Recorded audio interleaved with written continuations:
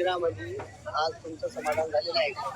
समाधान काय हो, मी 2 वर्षापासून ग्रामपंचायतनं माझा बोरचं अधिग्रहण केलं आहे बघा, 2 वर्षापासून.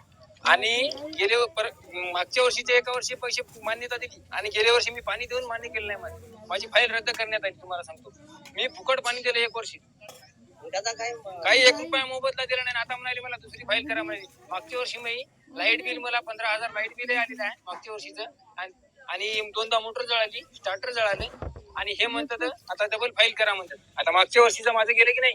आज जे अधिकारी लोक आले त्याची काय भेट झाली का? त्याची भेट झाली, ते पाऊच म्हणाले, काहीच नाही. हा, दुसरी फाईल द्या म्हणाले. दुसरी फाईल म्हणजे या वर्षीचं अधिग्रहण. मागच्या वर्षीचं आम्ही पाणी दिलं ते गेलं सगळं.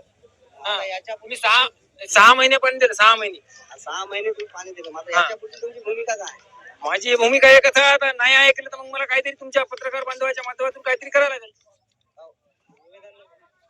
काय? हो, पंचायत समितीवर समोर करणार आहे. तहसील समोर.